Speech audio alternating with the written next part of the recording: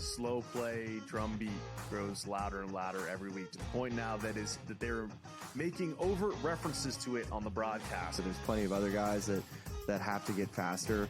Tom definitely is more deliberate in his conversations, always has been since he's been on tour. I just think about Joe Scavern, when those two started working together, how their conversations always seem to just keep on going and going. The Smiley Show, only on SportsGrid. At some point, these 80s are going to learn we don't need to hire ex-NBA guys. I need guys with college experience who's gone out and recruited, who knows how to develop talent. NBA guys with no college experience don't work in college basketball. I understand they run NBA-style offenses, but it doesn't mean they can run college programs. Betting above the rim, only on SportsGrid. In a short format tournament like this, like the Olympics, now this is even smaller, only 4 teams, who's got the best goaltending? You're talking 3 round robin games and then a knockout with 4 teams. So you're playing 5 games. I'm not sold yet, Mike, on the USA stuff, on the merch, but I think I'm sold on the USA at least being in the final. Only on SportsGrid. 20 and 34.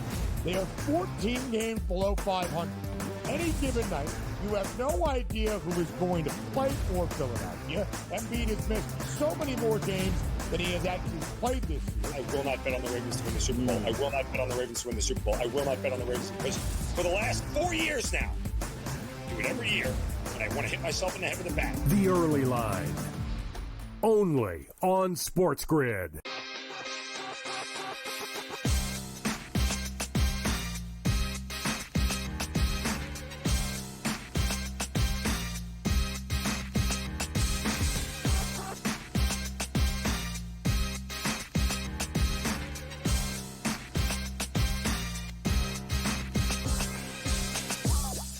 What do you say? A little game time decisions right here on SportsGrid. Kevin Walsh with you on this Thursday night as we have the next 2 hours to set it up and knock it down. The NBA board taking center stage, including a battle between some MVPs, Nikola Jokic and Giannis Antetokounmpo. The Denver Nuggets, a road favorite in Milwaukee. That game starting off the primary action on the NBA slate. The night game will be the Lakers and the Timberwolves, as the Lakers have been playing marquee matchup after marquee matchup.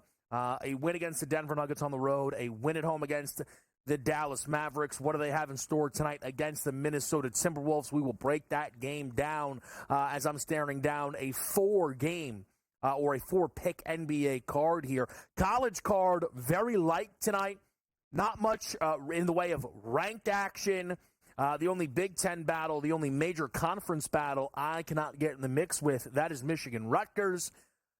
The sacrifice of Rutgers not making the tournament is that I don't have to miss out on betting a tournament game. So I'll take it.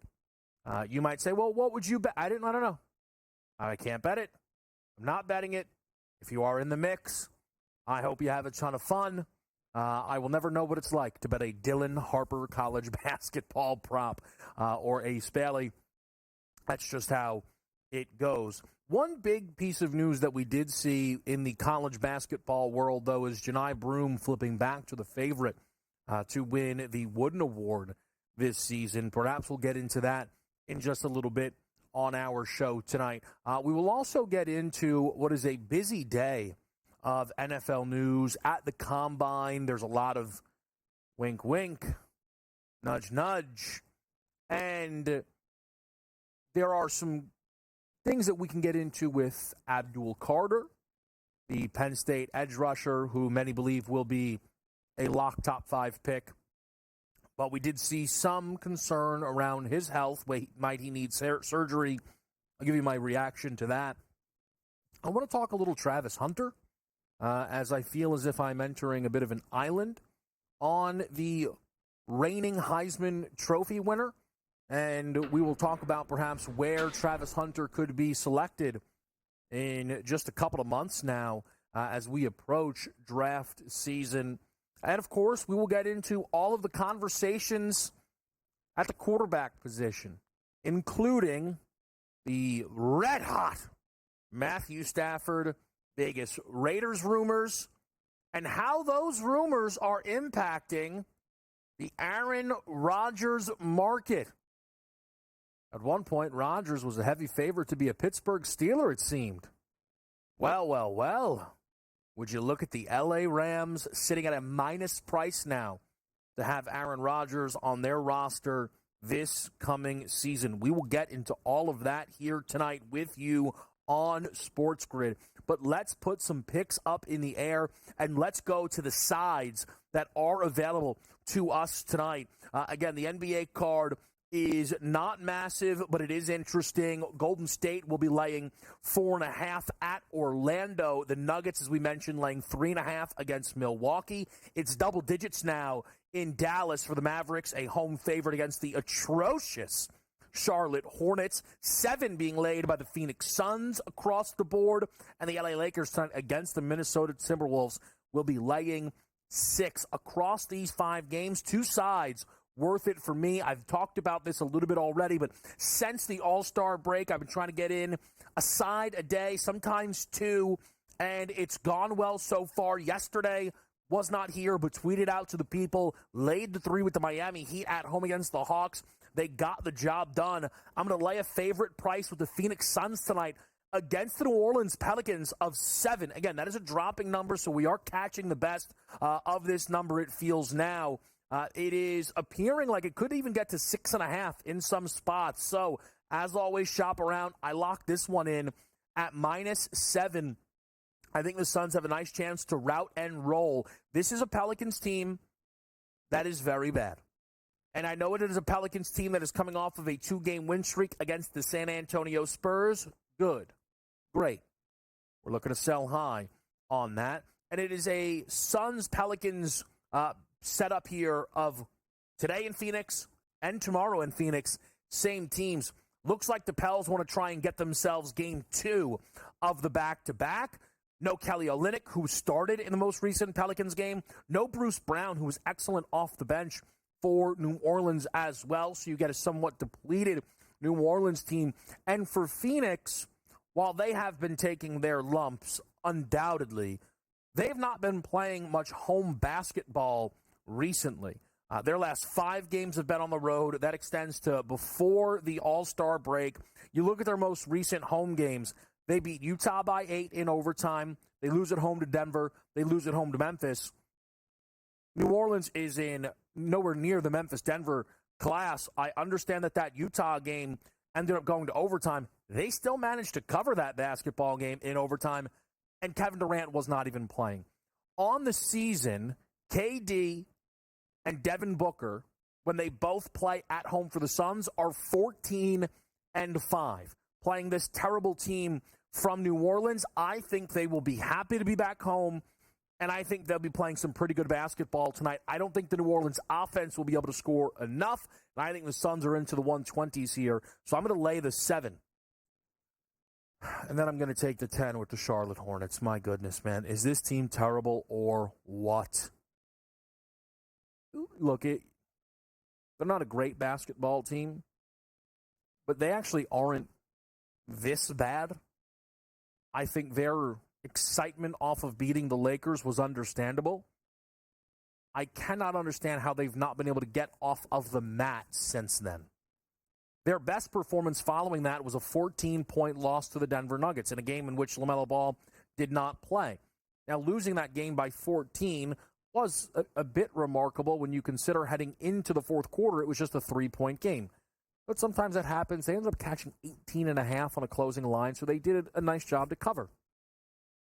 They then went and played Portland, LaMelo back in the lineup, and they lost by a smooth 53 points. I get it, the Blazers are playing well. Not that well. And you figure, all right, LaMelo and the whole crew's in, day off, going to play Sacramento. No way they don't. 42 they get beat by. 42. And then LaMelo sits out, and you're like, all right, you know what? Like, maybe the number's a little overinflated now. Going to Golden State. Nope. They lose by 36. Unreal. Their last 3 games, 53, 42, 36. Trending, though. Starting to make these games a little bit closer. I think they can make this one a little bit closer here tonight against Dallas. I understand the Mavericks are coming off of a tough 2-game road trip themselves against Golden State and the Lakers and will be in a prime position to try and cover here tonight against Charlotte. But when we look at Dallas, their first game out of the break was home against the Pels. Nice cover, right? 111-103. That was a 5.5-point number. We're near double that now against the Charlotte team that has to, somewhere within them, have some fight at double digits. I kind of didn't want to be giving this out. I didn't want to be on this. I didn't want to be betting this. But I am. I think double digits now feels a tick too high.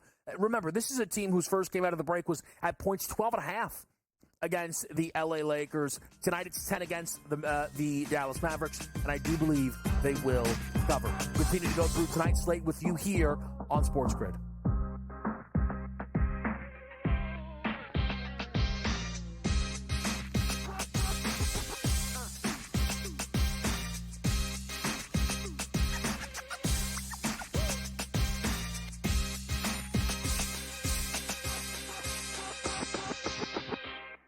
So my team didn't win this weekend, but I still did with this app that's taking over the game. Sports Millions Pick'em lets you make quick and easy predictions. Pick your favorite players, go higher or lower, and you can still win big even if your team loses. Plus, the multiplier is insane. With just a few picks, you can win big money.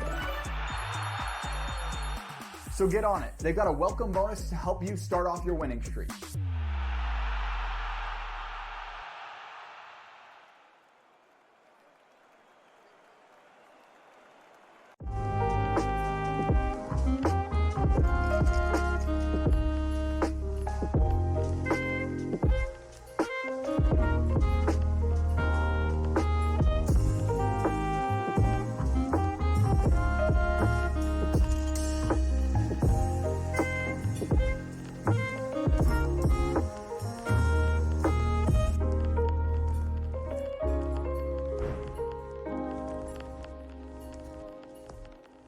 Anyone that's been to a sporting event, the atmosphere before a game, I think GameTime Decisions has that same exact atmosphere.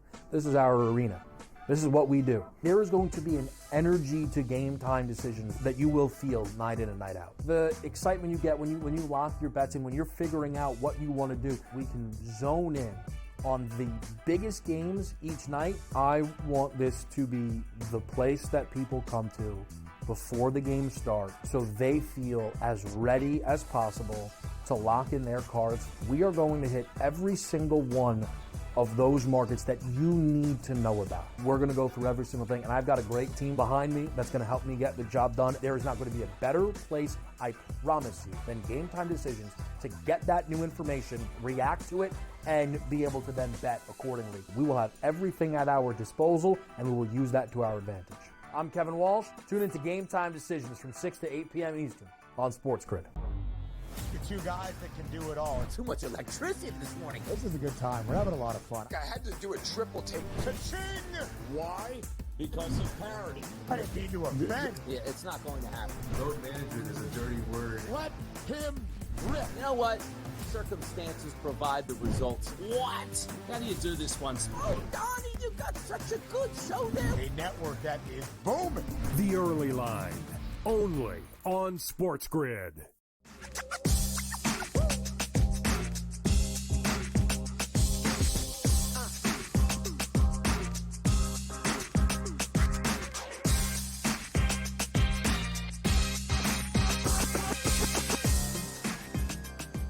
Back to the right here on SportsGrid. It is GameTime Decisions. So the two sides for me tonight is going to be Charlotte plus 10, Phoenix minus 7. I have two other pieces tonight here. We'll start with a combo number for Jokic and Giannis over 56.5 points. I think there's a very good chance that one of these guys is into the 30s, if not both. And that certainly then would put us through the number. Giannis has been upticking those minutes since the All-Star break, played 32 at home against Miami, another 32 on the road against Houston. If we end up seeing him stick at that 32 number, that's fine. Tonight's total, 241.5. I think it's very or very well within reason that we see him, attack. He takes this matchup, I think, not personally in a negative way. I think there's motivation there, right? It's how we always see, it's LeBron versus Steph tonight, right? I think Giannis gets excited to play Nikola Jokic. He scored 30-plus points in 3 of his last 4 meetings against the Denver Nuggets, and I think you could see more of the same tonight. And I think Jokic, now coming off of a 2-game window where he scored 30 points across the 2 games, the Lakers game and the Pacers game, will look to up that scoring a little bit. And I don't think you should be surprised if we see him up the 3-point volume in this game. 0 for 1 in each of the last 2 matchups. The first game out of the break, he was 6 of 14. I don't think you're going to see 14 attempts. I think you could see 6, maybe 7 or so. And I think that'll help Jokic really up the scoring level in a very important road game tonight. Again, you look at it, the game against the Lakers, he was really taken out of it as a scorer. And against Indiana, they were playing the Pacers on the second leg of a back-to-back. The Pacers clearly were, through the box score, you could see selling out a little bit to stop Nikola Jokic. And I think that means tonight Jokic will look to attack against Milwaukee. Speaking, though, of those Los Angeles Lakers, I'm going to play the over. I'm going to play it at 228 for Lakers Timberwolves. Let me get you the most updated numbers around that total, because I do think there's been movement throughout the day.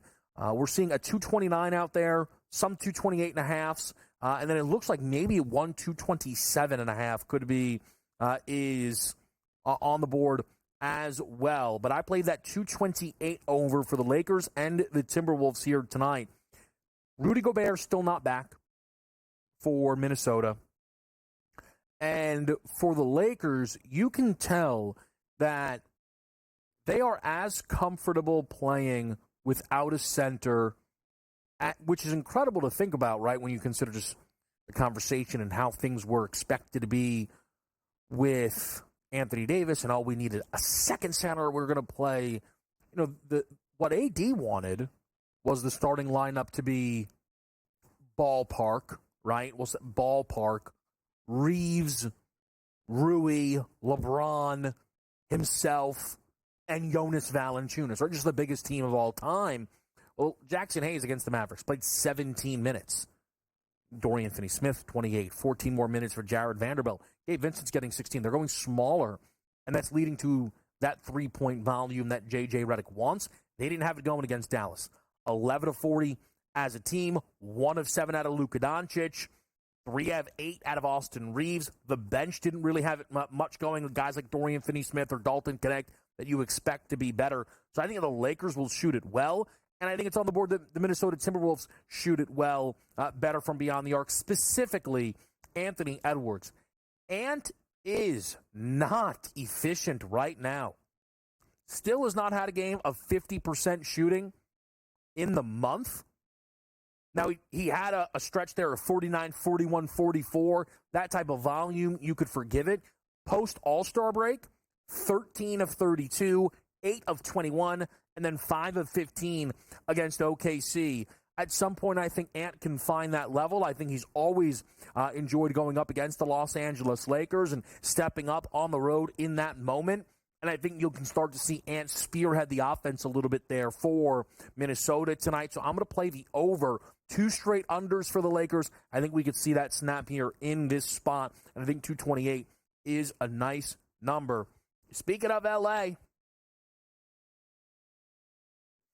excited for Aaron Rodgers? I mean, how are we feeling? This is one of those situations where I think when you look at everybody's motives, what everybody's saying, it doesn't seem that surprising, at least to me. Sometimes you see a situation, you don't have a great handle on it. I don't know. This feels like one that, to some degree, I don't know. I think I've had a level of clarity. That's how I feel. When Stafford's name was thrown out there, right? And we're going to get to the Aaron Rodgers end of it, but when Stafford's name was thrown out there, it was jarring. But it was for a reason. And you knew there were going to be suitors. And I love throwing the Vegas Raiders out there as a suitor because their Pete Carroll hire told me they were looking to compete. They were looking to compete now, right? Despite what people thought of the roster, what people thought they should do, they didn't agree with that.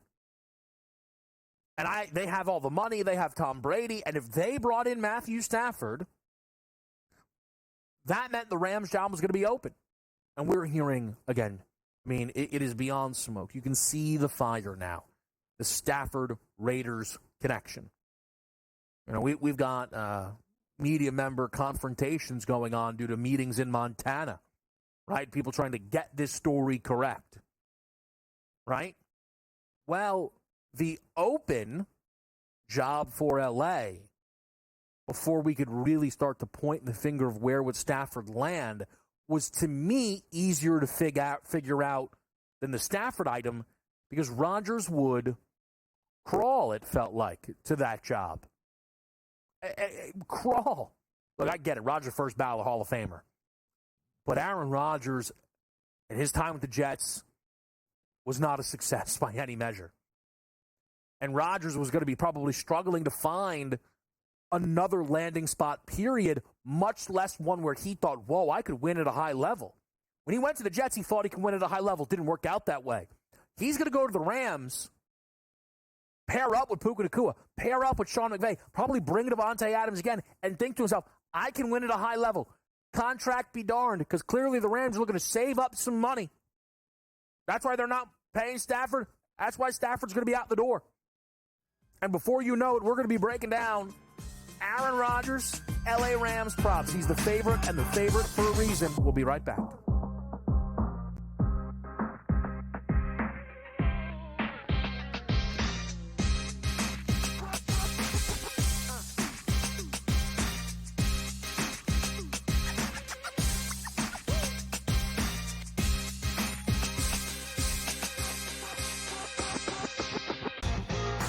Slow play drumbeat grows louder and louder every week, to the point now that they're making overt references to it on the broadcast. So there's plenty of other guys that have to get faster.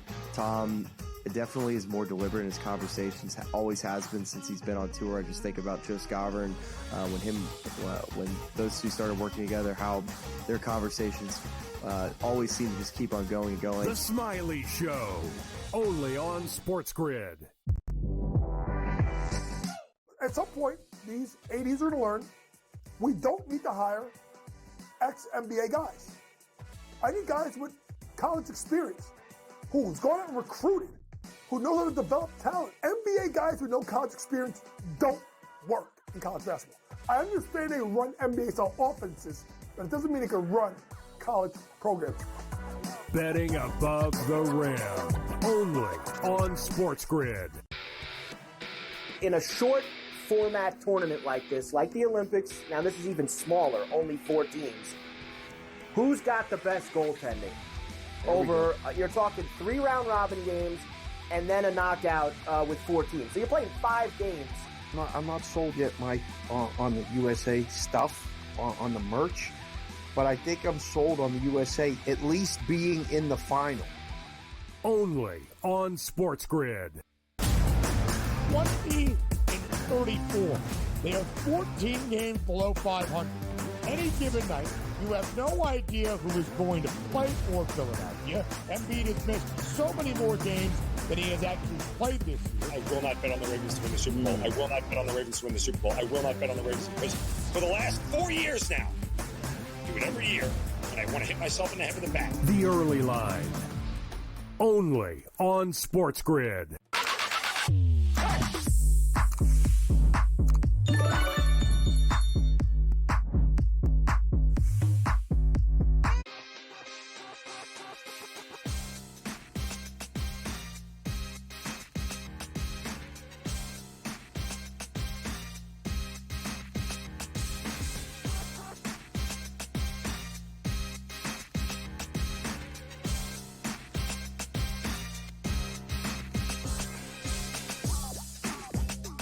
Back with you right here on SportsGrid. I'm Kevin Walsh with you on this Thursday night. We're going to get into some Sports Million pick, and we got a lot of good stuff to get into tonight here. We're going to talk to Dane Martinez, get some NBA props from him on this Thursday. Going to talk to Dane a little bit about some NFL draft conversations as well. We're going to get to that just momentarily here tonight. I want to talk about some of the stuff that we can start to see developing around that draft. But before we go anywhere, let's lock in. Let's get set. Let's find out what we have tonight on the Sports Million Pick a menu. Happy Thursday, everyone. It's time to jump into our Sports Millions Pick'ems. Now, Tom, I'm glad that we're heading back to the ice today because yesterday in the NBA, well, Scotty Barnes didn't even hit the court, and Pascal Siakam was held to only 15 points, with Halliburton really going off in that game. And I didn't expect Halliburton to come out and put up such a strong performance with those injury concerns. So I need a bounce back today. Where are you going, Tom, today on the ice?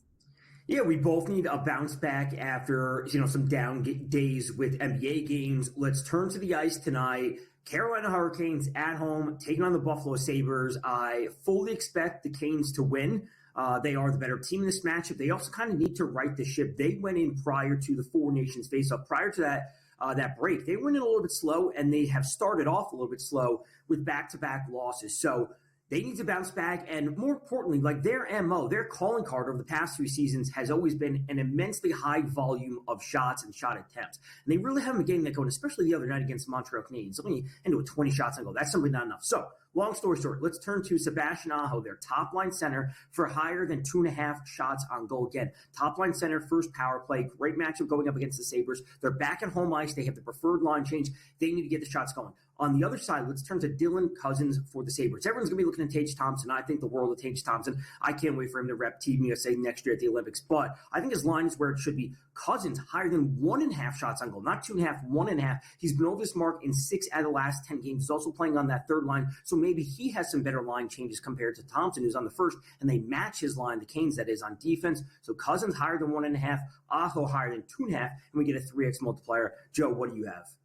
I love where you're going with that game. Definitely looks like you're onto a winner there. I'm going to turn to the matchup here between the New York Islanders and the Boston Bruins. Now, the Bruins coming off a disappointing loss in a game in which they had it in the bag, but they lost that one in overtime to the Toronto Maple Leafs, and they're going to be hungry to come into this game nice and strong. Now, one player that has been playing so strong up there, being able to put up those points, is Morgan Geekie, and now Morgan Geekie has had points in 3 straight games. They've all come via the goal, and points in 5 of the last 6, with 4 of those coming via goal, 1 coming via an assist. I'm going to take him higher than half a point in this matchup here on Sports Millions Pick'ems, because you also look at the Islanders' defense. I can't trust their special teams. Their defense has been struggling. And with Sorokin in goal, with how weak he's been out of this break, I do think Morgan Geekie's in for either a goal or an assist. So let's take him higher than a half a point. And looking at the other side, Bo Horvat here for the New York Islanders, I love what we're seeing out of him as of late. He's been racking up those shots on goal. In the last game out versus the New York Rangers, he was able to put 5 shots on the net.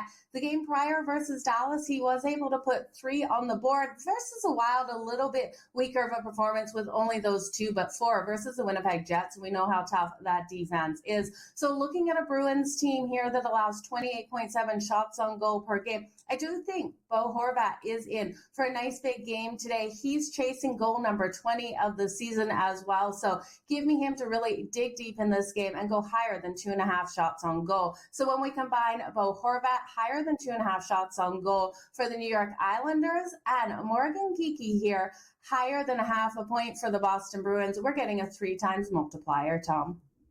And with Barzal still out of the lineup for the Islanders, they will certainly need that offense from Horvat. We will be back to the NBA tomorrow. We'll see you guys. Enjoy Sport Millions Pick'ems, but hey, making picks yourself? Well, Sports Millions has you covered. Head on over to Sports Millions Blitz'em right now and let the computer do the work. Go to sportsmillions.com/blitz'em to be able to win big prizes without having to make a single pick yourself. That's sportsmillions.com/blitz'em. All right, great stuff there. Again, looking at the options that we have over for tonight on Sports Million Pick'em. We're going to take a break. When we get back here, Travis Hunter, Abdul Carter, and some draft rumors.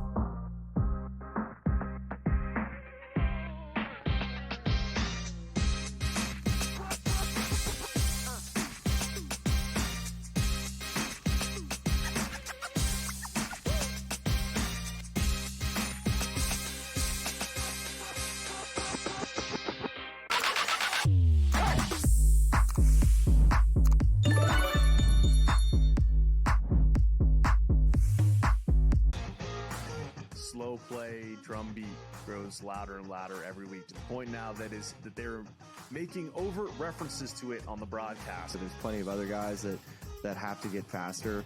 Tom definitely is more deliberate in his conversations, always has been since he's been on tour. I just think about Joe Scoverin, when those two started working together, how their conversations always seem to just keep on going and going. The Smiley Show, only on SportsGrid. At some point, these 80s are going to learn we don't need to hire ex-NBA guys. I need guys with college experience who's gone out and recruited, who know how to develop talent. NBA guys with no college experience don't work in college basketball. I understand they run NBA-style offenses, but it doesn't mean they can run college programs. Betting above the rim, only on SportsGrid. In a short format tournament like this, like the Olympics, now this is even smaller, only 4 teams, who's got the best goaltending? You're talking 3 round robin games and then a knockout with 4 teams. So you're playing 5 games. I'm not sold yet, Mike, on the USA stuff, on the merch, but I think I'm sold on the USA at least being in the final. Only on SportsGrid. 20-34. They are 14 games below 500. Any given night, you have no idea who is going to play for Philadelphia. Embiid has missed so many more games than he has actually played this year. I will not bet on the Ravens to win the Super Bowl. I will not bet on the Ravens to win the Super Bowl. I will not bet on the Ravens because for the last 4 years now, I do it every year, and I want to hit myself in the head with a bat. The early line, only on SportsGrid.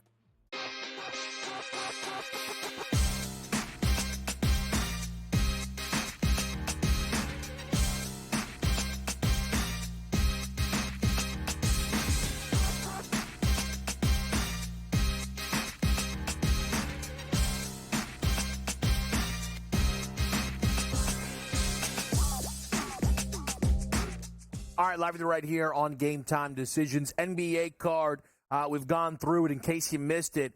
Lakers, Timberwolves over 228.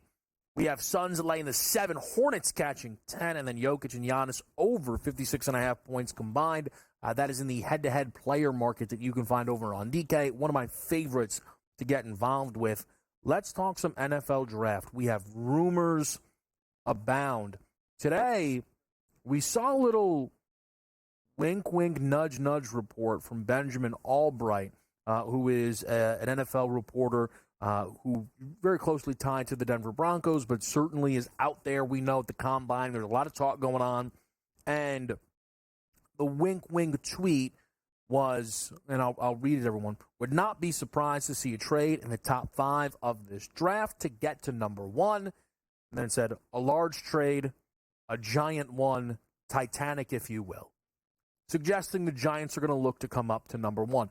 My biggest takeaway from that was more Stafford to the Raiders smoke, right? If the Giants are looking to get up to 1, I highly doubt that means they're going to be bringing in Stafford. If they're going up to 1, it's to draft a quarterback, and to go up to 1, it's going to cost them assets that then they cannot really use to acquire Matthew Stafford. And the market has reacted a bit. Not a ton, but you'll see the Titans still favored to draft it first overall, but the Giants are movers. They are. They were plus 550 when we had initially broached this market on our show on Tuesday. So there is something to that, undoubtedly. I will say, if the Giants do end up making that move, that should, if you look right now, odds to go first overall. Cam Ward is first, understandable. It then is Abdul Carter, Travis Hunter, and Shedeur Sanders.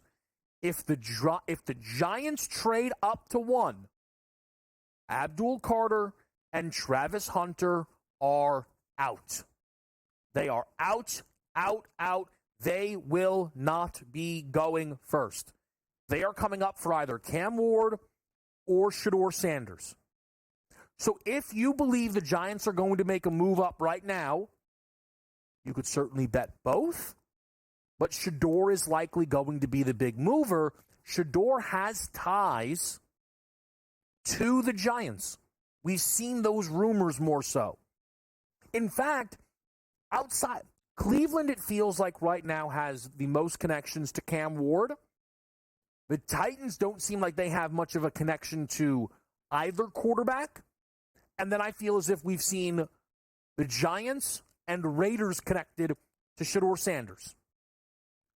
So if we see the Giants come up to one, that means it's going to be quarterback.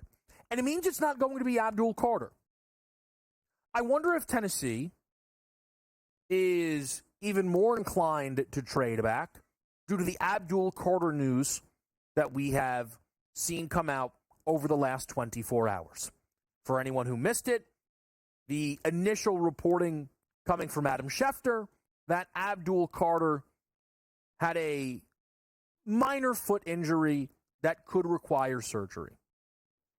Pretty quickly, though, we heard from the Carter camp, he's not going to have that surgery. He'll be having his pro day, and he'll be looking to put on a show at the pro day. I don't fully understand why Abdul Carter would think he needs a pro day. To me, that feels like a complete waste of time. The obvious Abdul Carter comparisons that you're hearing are Micah Parsons. Some in ability, some in they both wore 11 at Penn State. Micah Parsons didn't even play the year of college football leading up to him being drafted. Forget a pro day, okay? Now, if he doesn't need the surgery, then that's great, okay? But if Abdul Carter is putting off surgery so he can show his worth at a pro day, those are organizations you don't want to be drafted by anyway. Again, what's the worst case for Abdul Carter? He falls to 32 and is an Eagle, which would be his dream come true anyway. Realistically, what is the furthest you could see Abdul Carter falling if he opted for the surgery? 10th to Dallas, ironically. The Cowboys would never pass on him. They never do. When Dallas is drafting, needs get thrown out, and the best player available walks in. That's how it goes all the time. And they wouldn't pass on Abdul Carter. So he would all of a sudden be going to a team that, with him coming in, maybe projected to make the postseason. And that's if this was all that concerning. So I find that to be odd. I do. But I do not think that Abdul Carter is going to end up going first overall unless the Titans are sitting there. But perhaps Tennessee now saying, now there's an extra wrinkle of concern. You know what, let's trade back. If he's there for us at 2, 3, 4, 5, 6, we'll take him. But let's trade back and reassess from there. And then there are the Travis Hunter questions, who also has better odds than Shedeur Sanders to go first overall. I don't think that is how this will play out. We've heard Tennessee suggest that they are interested in generational players. That seemingly is being assigned to Abdul Carter, but perhaps if we see the Giants-Titans trade happen and quarterback comes off the board first, and we see the Browns select Abdul Carter as a Myles Garrett replacement, the Titans might very happily take Travis Hunter at 3rd overall. And then apparently we will all run to talk about how great of a corner Hunter will be while running even faster to let everybody know he can't play both sides of the football in the NFL. 5-6 plays a game, couple of packages. And look at that graphic. You have never seen that graphic. You've never seen a graphic like that in your life, and you probably won't for a very long time. It says one of a kind for a reason. Travis Hunter, when he was playing with Deion at Jackson State, you're like, come on, he can't play both ways. And then he did. Yeah, but it's because of the level. So then he got to Colorado. Like, he's not going to be able to do that at the Pac-12, right? Because that's where they were his first season. Well, then he did it, and they're like, yeah, but they're not even like really winning games. And then what happened? He won the Heisman Trophy. So he's continuously been proving people wrong. And I haven't heard anyone willing to say the team that drafts Travis Hunter should let him play both sides of the football. And if it doesn't work, it doesn't work. Let's say he goes to the New England Patriots at 4, who desperately need a number 1 wide receiver, more than they even need a number 1 cornerback. Why should the New England Patriots not give Travis Hunter the ability to do what he has done at every single level? What makes him so special and what won him the Heisman Trophy? Because nobody can. I don't know. Nobody was doing what Shohei was doing, and now he does it. It's why he won the Heisman. Jaden Daniels, being the runner that he is risky. It's risky. Jaden Daniels, being the runner that he is, won him the Heisman. Imagine if when the Commanders took him, everybody was like, listen, it's a good pick, but you can't let him run, ever. Never, ever. That'd be nuts. That'd be foolish. Instead, we hear Jaden Daniels is already a top 5 quarterback. That's also ridiculous, but that's neither here nor there. Tell you what, I'll get on the island. I think they should let Travis Hunter, from day one, start on both sides of the football. Call me crazy.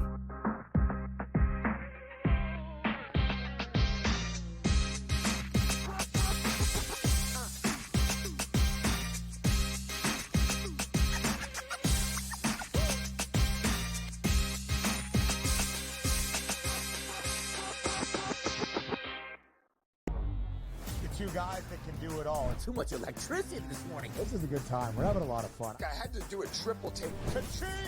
Why? Because of parity. I didn't mean to offend. Yeah, it's not going to happen. Load management is a dirty word. Let him rip. You know what? Circumstances provide the results. What? How do you do this one? Oh, Donnie, you got such a good show there. A network that is booming. The Early Line, only on SportsGrid. The Knicks versus the top 3 teams in the league. Oklahoma City, Boston, Cleveland, 0-7. And you take out the 110-104 loss to Cleveland at home in October, and they lost by double digits every game. The Knicks will make the playoffs. Number 1, do they fix their defensive problems? And 2, are they actually healthy? Betting above the rim, only on SportsGrid. You have Duke the 1, Houston the 2. They're the 2 best defensive teams in the country. I want to see them play for the right to go to the Final Four because I think that would be a kick-ass game. Duke is really great on both ends of the floor. They can score and they can defend, and that's why they win by big numbers all the time, because they're really good on both ends of the floor. I don't trust Houston's offense.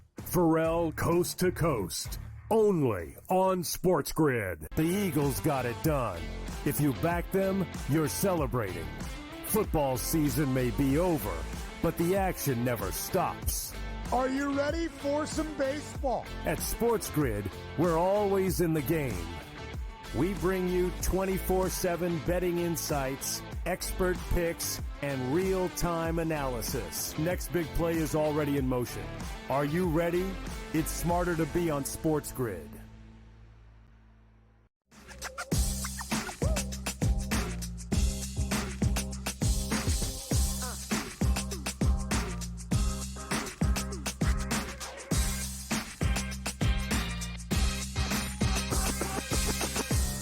All right, we are live with you right here on SportsGrid. It is Game Time Decisions. And on this Thursday night, we bring in Tom Vecchio, where we will talk a little NHL card in just a moment, but we want to start with the NFL. Of course, Tom, a big part of all of our coverage throughout the NFL season. And Tom, we know that the NFL offseason is always going to get us right back to it. I feel there's not even been much of a break, and I like that. I like the movement. I like the questions. You and I haven't gotten into a lot of this stuff yet, so I want to start at kind of the base level. What is your read on the Matthew Stafford, LA Rams situation right now? My read on it would be that I think they're going to move on from him. I don't think that's the right choice. I think that what they have set up in terms of the offense, the play calling, where they stand in the NFC overall, potentially making a wild card again, I think he's the right fit for him. Like, we know the system is proven and it works. Can they make some adjustments on offense? Sure. Can they continue to build on their very young defense? Absolutely.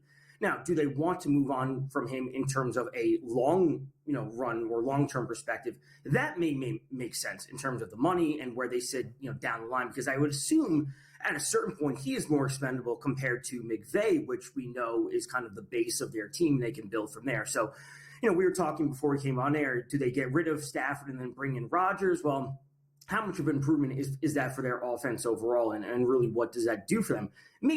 Maybe they can take another step in the NFC, but at a certain point, you need a young quarterback to start to develop, refill the roster at a certain point. They did it on defense, and now they need to start doing that on offense. If they get rid of Cooper Kupp and they get rid of Stafford, I don't think Rodgers is the right answer. So I think that's interesting. We'll stick that on the Rodgers portion of it. I think for the Rams, their willingness to get rid of Stafford is they don't want to pay him money that's going to lock him in as their quarterback for the foreseeable future. Yep. But I don't think the Rams are interested in taking a huge step back. Now, I probably agree with you that Rodgers is a big step back from Stafford. I don't know if the league is there, but I feel Rodgers should be willing to play for the Rams for free, honestly. Like, I didn't imagine there would be a landing spot for him outside of the Niners if they made the bold move to move off Brock Purdy, right? Where he would walk in to be like, oh my gosh, I might be able to win at a high level here. And then the Stafford stuff happened, and I'm like, oh, Rodgers needs to beg Stafford to leave, and that's how I think it's going to play out. If you are the Rams, I think you can kind of two-timeline it if you want with Rodgers, and then tell McVay if you want, hey, third, fourth round, second round, whatever, take a chance on a court. Heck, do what the Packers did and draft Jordan, drafting Jordan Love in the first round. I think you could try and do those two timelines. I think nobody would expect the Rams to be starting a rookie quarterback this coming season. Yeah, but the question becomes what is the lesser of two evils at a certain point, or lesser of three evils? It's not going to be a rookie quarterback, so it's not that. Does starting Rodgers put them in a spot to win the division more than Stafford? I would say no. Mm-hmm.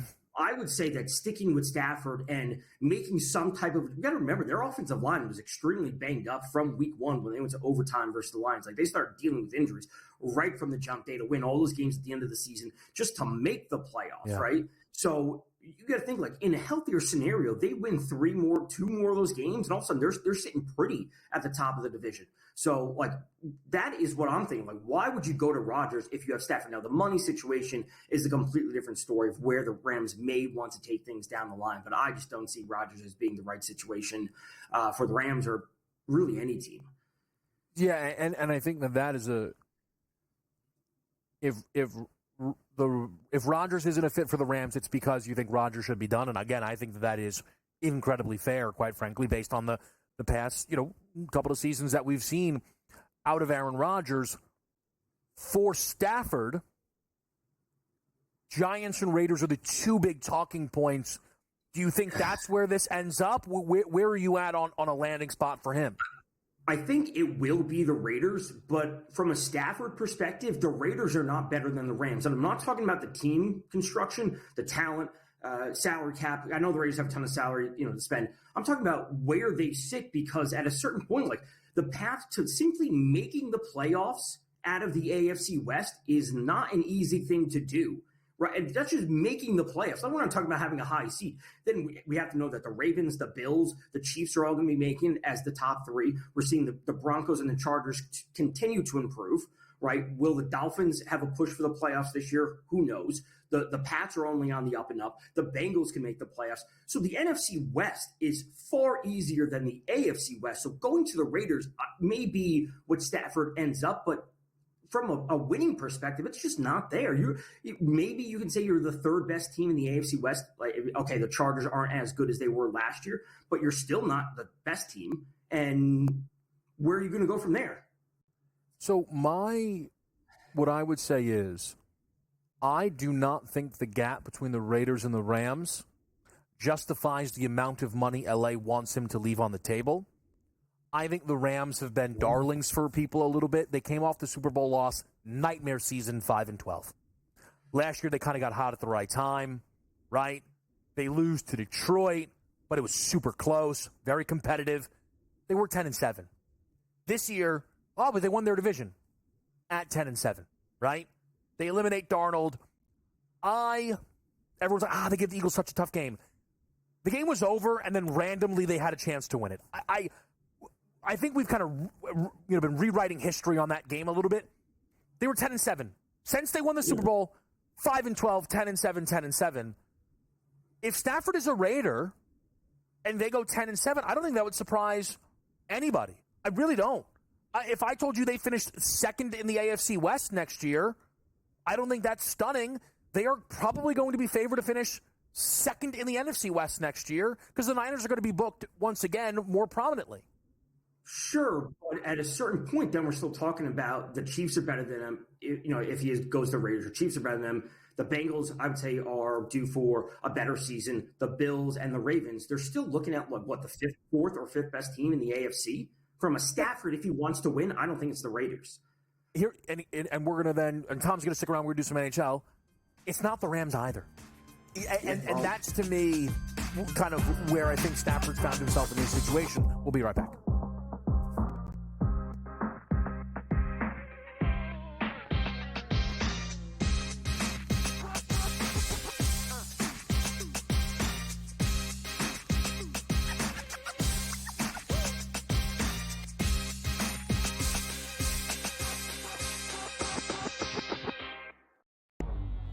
Two guys that can do it all. Too much electricity this morning. This is a good time. We're having a lot of fun. I had to do a triple take. Ka-ching! Why? Because of parity. I didn't mean to offend. Yeah, it's not going to happen. Load management is a dirty word. Let him rip. You know what? Circumstances provide the results. What? How do you do this one? Oh, Donnie, you got such a good show there. A network that is booming. The Early Line, only on SportsGrid. The Knicks versus the top three teams in the league. Oklahoma City, Boston, Cleveland, 0-7. And you take out the 110-104 loss to Cleveland at home in October, and they lost by double digits every game. The Knicks will make the playoffs. Number one, do they fix their defensive problems? And two, are they actually healthy? Betting above the rim, only on SportsGrid.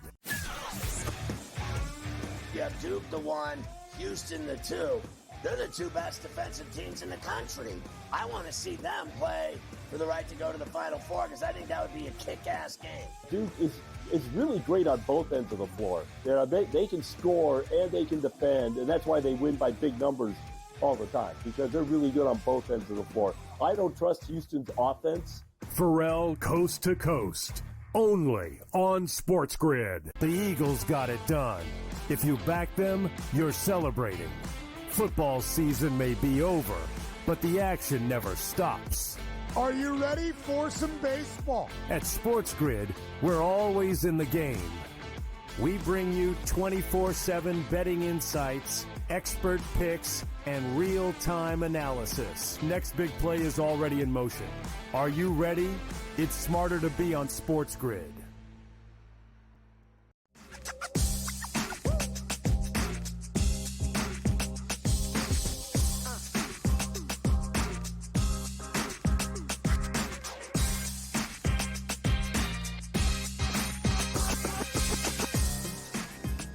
All right, we're live right here on Game Time Decisions. We can get back over to the NFL conversations, but while we are here with Tom Vecchio, I do want to get his thoughts on any action tonight with a pretty loaded NHL card. Edmonton, a dog at Florida. We've got the Caps with the hunt for Ovechkin to pass Gretzky. They're playing tonight at around a -150, -160 price at home against the St. Louis Blues. We've got Connor Bedard late night in action against Vegas. Has not registered a point yet. Since that Four Nations break that we saw. What are you looking for tonight, Tom, on the NHL slate?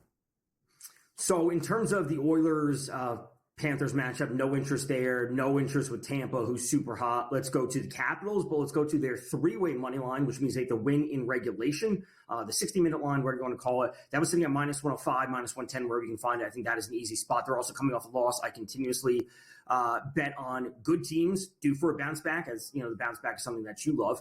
And then I'll take Ovechkin in terms of the shots. All right, I like him over 3.5 shots. He has 47 shots on goal over his last 10 games. The goals are going to be variable on a game-to-game basis, but I think they'll be looking to feed him the shots and him just to put up a few extra shot attempts here or there. So keep it super simple tonight. I think the Canes win as well. I also think Vegas wins. Good teams coming off of losses due for a bounce back. Really as simple as possible tonight. Like, we're getting to the point in the season with the trade deadline on March 7th, next Friday. Some teams are, finding out who they really are, what they're really going to be doing. They got to lock it up, get some wins on the board. You mentioned you like the Canes to win. I see a money line right now, -220. I know that's not usually your style. Parlay regulation as well. In regulation, okay. The -140 or so, I saw it thereabouts. Okay. All right, great. All right, so that's another way then, certainly for anybody who wants to get involved in a pretty loaded slate tonight of NHL action. I am fascinated to see, if you're Edmonton, it's the first game out of the break at Philly. You're probably supposed to win that one. Since then, at Washington, at Tampa Bay, at Florida now. It's a tough opponent.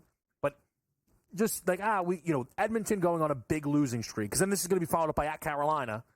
Big losing streak following the Four Nations. Again, maybe everyone's, living in a beautiful, peaceful, blissful world. I just know if that happened in other sports, people would get very annoyed.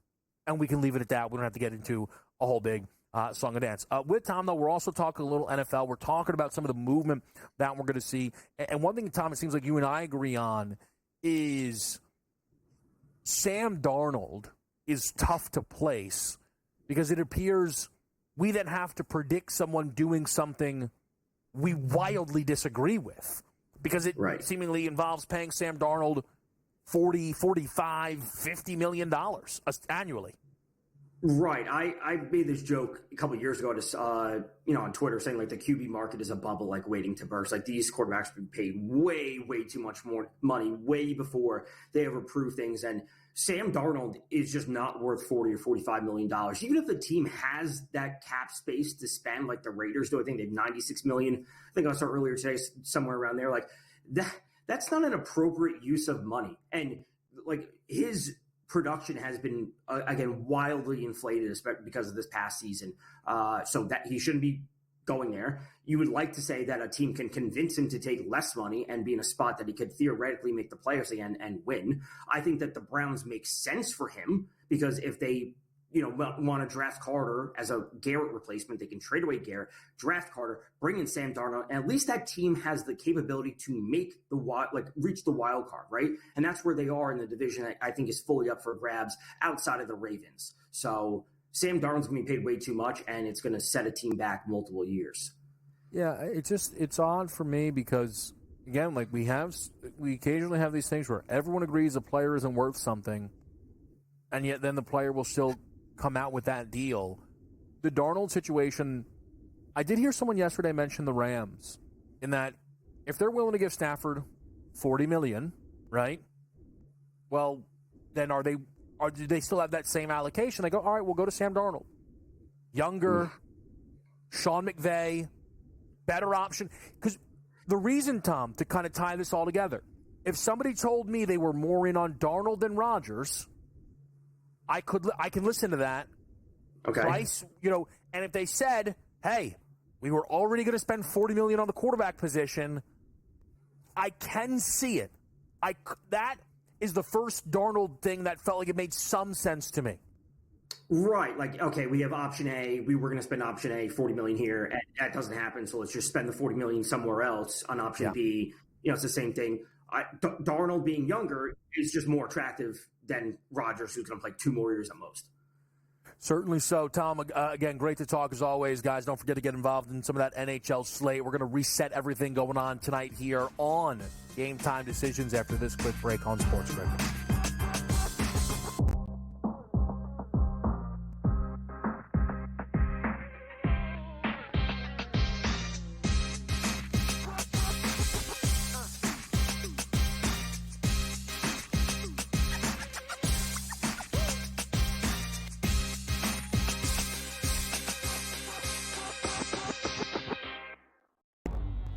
two guys that can do it all. Too much electricity this morning. This is a good time. We're having a lot of fun. I had to do a triple take. Ka-ching! Why? Because of parity. I didn't mean to offend. Yeah, it's not going to happen. Load management is a dirty word. Let him rip. You know what? Circumstances provide the results. What? How do you do this one? Oh, Donnie, you got such a good show there. A network that is booming. The Early Line, only on SportsGrid. The Knicks versus the top 3 teams in the league. Oklahoma City, Boston, Cleveland, 0-7. And you take out the 110-104 loss to Cleveland at home in October, and they lost by double digits every game. The Knicks will make the playoffs. Number 1, do they fix their defensive problems? And 2, are they actually healthy? Betting above the rim, only on SportsGrid. You have Duke the 1, Houston the 2. They're the 2 best defensive teams in the country. I want to see them play for the right to go to the Final Four because I think that would be a kick-ass game. Duke is really great on both ends of the floor. They can score and they can defend, and that's why they win by big numbers all the time, because they're really good on both ends of the floor. I don't trust Houston's offense. Pharrell coast to coast, only on SportsGrid. The Eagles got it done. If you back them, you're celebrating. Football season may be over, but the action never stops. Are you ready for some baseball? At SportsGrid, we're always in the game. We bring you 24/7 betting insights, expert picks, and real-time analysis. Next big play is already in motion. Are you ready? It's smarter to be on SportsGrid.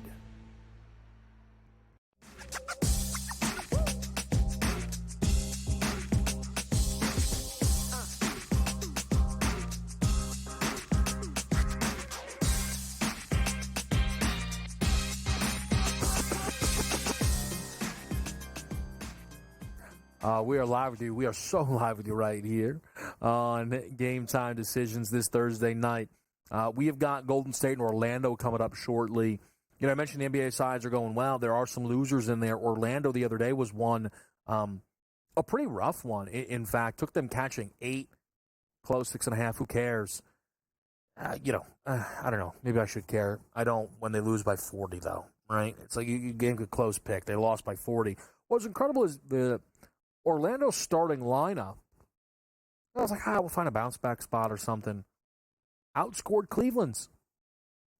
Cleveland scoring 61 starters, 61 bench. The Magic had 13 bench points in the game. It's ridiculous. Orlando's a very odd team because their start to the season was fantastic. They were 17-10. They had kept their heads above water despite losing Paolo Banchero so early on. And some of the losses started to pile up. The thought was, hey, man, once we get healthy, once we get these guys back, this is going to be much better way. And it's just not been. It's not been much better, way different, right? Their wins typically come against a lesser opponent. And listen, I that's why I gave them a shot against Cleveland. Like, no, there's going to be something there. And watch them get folded up that way was tough. And what's really tough for Orlando is it feels as if, at least right now, they're the same team year over year. Good defense, offense is a mess. And it's odd for that to be true while feeling like they have 2 front court stars in Paolo Banchero and Franz Wagner, who, you go, man, these 2 guys next to one another for years to come is fantastic. But the missing piece, right, or the, hey, where does this go wrong, right, if you are this team, isn't that difficult to figure out. Because they are not Kawhi and PG. They are not Tatum and Jaylen Brown. This season, Franz Wagner is shooting 30.8% from 3. That is actually up from 28.1 last year. And that 30.8 number for Franz Wagner is comfortably better than Paolo Banchero's 29.3. That is the concern with the duo. Now, again, early in their careers. And if you are Orlando, you should. If you were going to, hey, what can we copy from Boston? Patience. Now, the Celtics group duo had success so early that was probably easier for the Celtics. Also, the reality is the Celtics at times wanted to make deals that they couldn't make. They offered things and then were beat on those offers, or they could have made, they would have traded Jaylen Brown if they could have been able to get Anthony Davis. They weren't able to. So Orlando does not need to panic, but when you're a team like the Magic, who last year played Cleveland, went 7 in the postseason against that team, saw Banchero have these huge scoring efforts throughout the series, and you think, man, next year we're going to be awesome. And you're sitting there, and you're not, and you're starting red hot. You're starting red hot. It's like, man, I'm telling you, like, we're going to be something. And now you're on a 500. You're a part of the sloppy Eastern Conference. You're 29-31. No chance you're getting out of the play-in because the red-hot Pistons have won 8 in a row. My goodness. Up 5 in the loss column on Orlando right now. That's where we are. And how long will Orlando be patient? Like, I saw them tonight against Golden State. A part of me said, ooh, okay, that's interesting. Maybe that's a good spot. Maybe that's a spot to get in at. I don't trust them after watching the Cavs game. Could be an overreaction. I don't feel like I trust them. Incredibly, I'm going to follow that sentence with saying that I'm trusting Charlotte tonight catching 10. But that's just kind of sometimes how NBA betting goes. Pretty much 10s across the board. Looks like P.J. Washington is officially out for this basketball game tonight. We'll take any boost that we can get backing this atrocious Hornets team. Look, the hope is it's not over by half, because that's what a lot of the most recent Hornets games have looked like. I think that at some point this group has to be able to reset, re-rack, and this is the final game of the West Coast trip.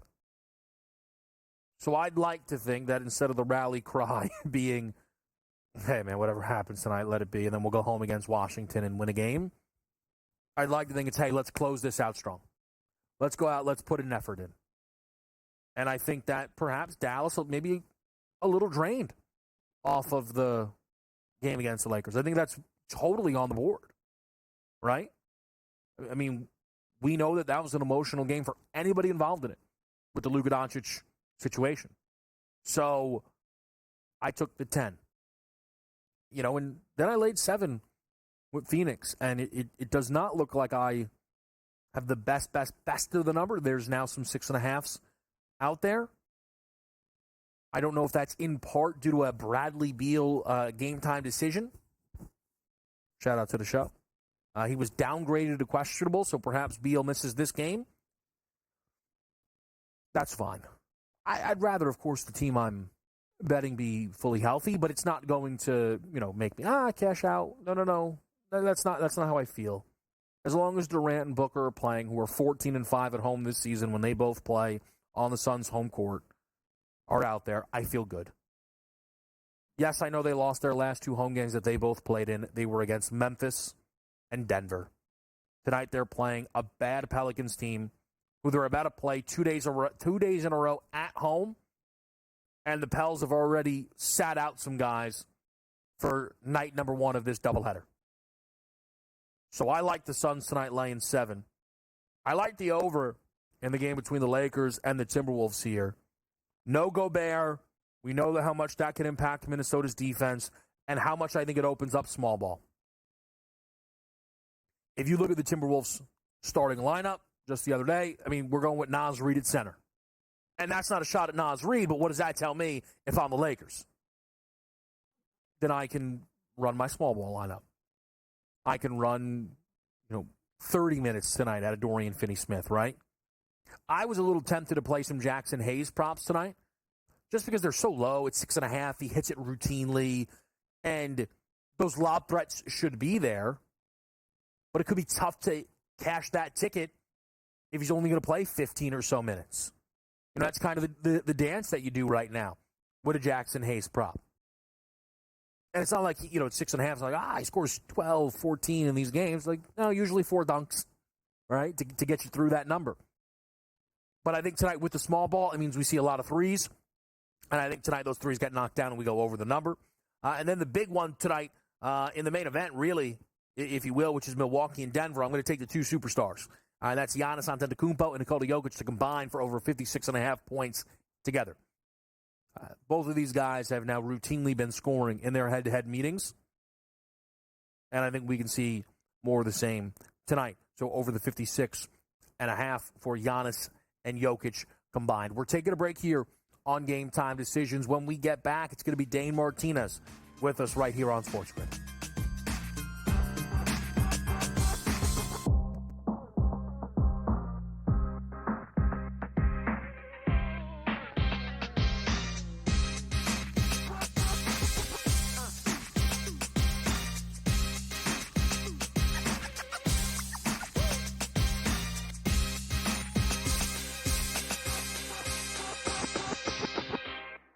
So my team didn't win this weekend, but I still did with this app that's taking over the game. Sports Millions Pick'em lets you make quick and easy predictions. Pick your favorite players, go higher or lower, and you can still win big even if your team loses. Plus, the multiplier is insane. With just a few picks, you can win big money.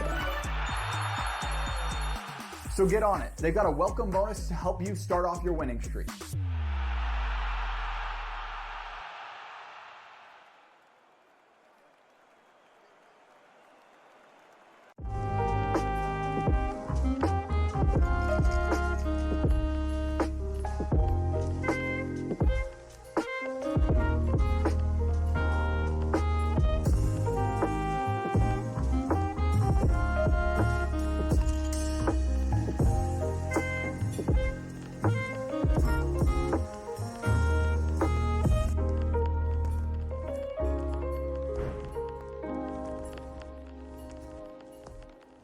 Anyone that's been to a sporting event, the atmosphere before a game, I think Game Time Decisions has that same exact atmosphere. This is our arena. This is what we do. There is going to be an energy to Game Time Decisions that you will feel night in and night out. The excitement you get when you lock your bets in, when you're figuring out what you want to do, we can zone in on the biggest games each night. I want this to be the place that people come to before the game starts so they feel as ready as possible to lock in their cards. We are going to hit every single one of those markets that you need to know about. We're going to go through every single thing, and I've got a great team behind me that's going to help me get the job done. There is not going to be a better place, I promise you, than Game Time Decisions to get that new information, react to it, and be able to then bet accordingly. We will have everything at our disposal, and we will use that to our advantage. I'm Kevin Walsh. Tune into Game Time Decisions from 6 to 8 p.m. Eastern on SportsGrid. The 2 guys that can do it all. Too much electricity this morning. This is a good time. We're having a lot of fun. I had to do a triple take. Ka-ching! Why? Because of parity. I didn't mean to offend. Yeah, it's not going to happen. Road management is a dirty word. Let him rip. You know what? Circumstances provide the results. What? How do you do this one? Oh, Donnie, you got such a good show there. A network that is booming. The Early Line, only on SportsGrid.